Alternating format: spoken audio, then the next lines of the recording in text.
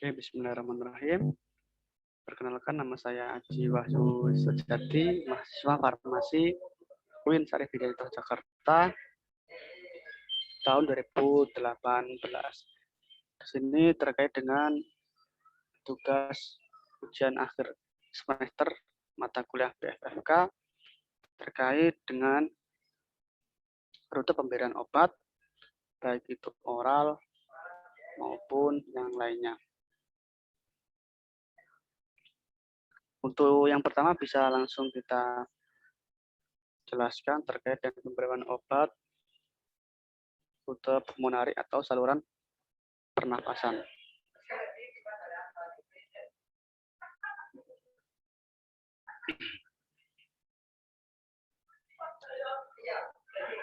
Nah, untuk rute inhalasi ini, obat diberikan dengan cara inhalasi, yaitu melalui mulut, harus dikabutkan menjadi tetesan-tetesan yang lebih kecil tentunya. Nah, kemudian tetesan-tetesan ini akan masuk melalui rongga hidung sehingga obat dapat melewati tenggorokan atau trakea dan menuju ke paru-paru. Nah, seberapa dalam obat bisa masuk ke paru-paru itu tergantung pada ukuran tetesannya.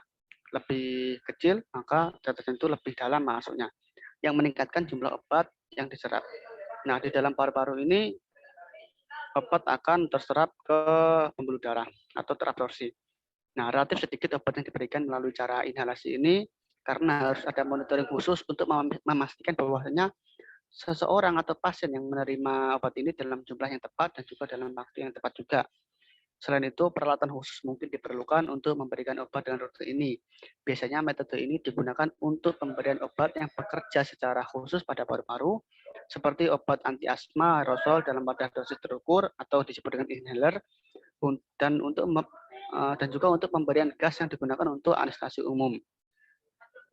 Nah, bisa dilihat pada gambar ini, rute pulmonaris. Jadi,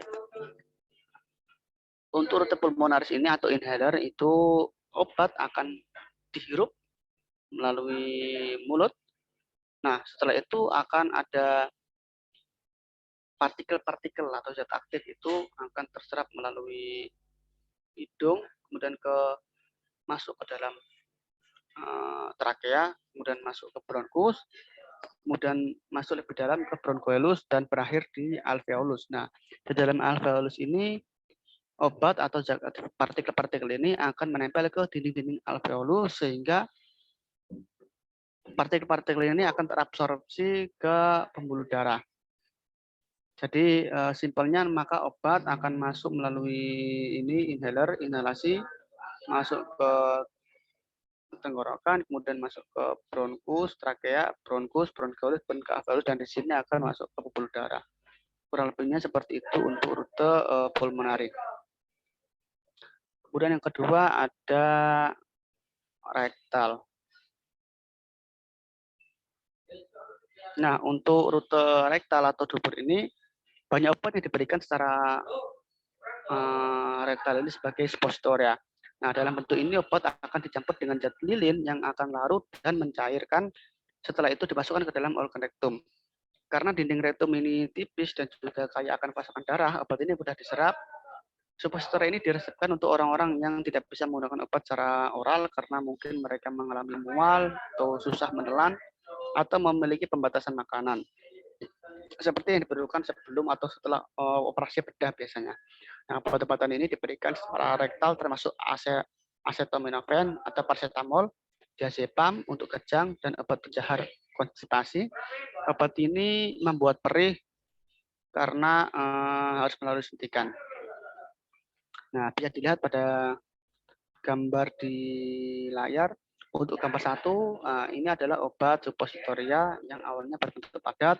Kemudian setelah masuk mengalami solusi, kemudian akan berdifusi, ada cairan-cairan, ada partikel-partikel kecil, kemudian melebur atau tersolusi, kemudian partikel-partikel itu akan menempel di dinding-dinding rektal atau mukus ke mukus layarnya, kemudian terabsorpsi ke pembuluh darah. Sebenarnya pada gambar ketiga, obat masuk melalui sini, Kemudian di sini akan terdisolusi dan terdifusi, kemudian terabsorpsi masuk ke pembuluh darah. Itu untuk rektal. Kemudian yang ketiga adalah rute uterus. Nah, salah satu obat yang masuk melalui rute vagina atau uterus ini adalah misoprostol. Nah, jadi obat ini lebih efektif dibandingkan dengan obat oral karena langsung menuju ke target. Nah, setelah pemberian rute vagina ini, konsentrasi obat dalam plasma akan meningkat secara gradual sampai mencapai level maksimum dalam waktu 70 sampai 80 menit dan masih terdeteksi di dalam plasma selama 6 jam. Konsentrasi puncak plasma per vagina lebih rendah dibandingkan dengan oral. Akan tetapi area under the curve atau AUC lebih tinggi pada pemberian per vagina sehingga obat ini lebih disarankan pada indikasi aborsi medis dibandingkan per oral. Nah, bisa dilihat pada gambar, semisal rute pemberian itu diberikan dari rute vagina di sini. Nah, kemudian obat akan menempel di dinding serviks sehingga partikel-partikel zat aktif akan terabsorpsi ke dinding uterus, kemudian terabsorpsi ke ke pembuluh darah seperti itu. Kemudian untuk yang keempat adalah mata.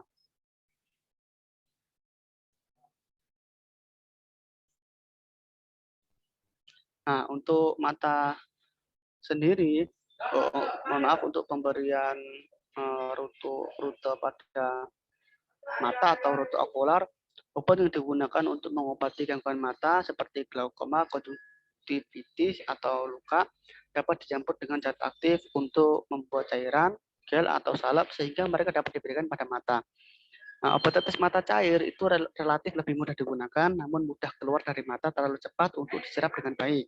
Nah, di sisi lain, untuk formulasi gel atau salep menjaga obat diuntak dengan permukaan mata. Tetapi untuk efek sampingnya bisa mengaburkan penglihatan. Obat mata yang hampir selalu digunakan untuk efek lokal, misalnya air mata buatan yang digunakan untuk meredakan mata kering.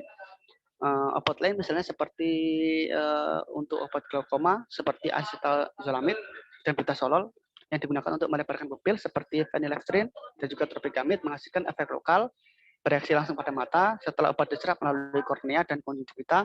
Nah, beberapa obat ini masuk ke aliran darah dan dapat menyebabkan efek samping yang tidak diinginkan pada tubuh. Bisa dilihat pada gambar di PowerPoint fisiologi mata. Obat yang diberikan melalui rute mata itu akan menempel tentunya di lapisan mata, mata, kemudian masuk ke kornea, pupil dan juga iris.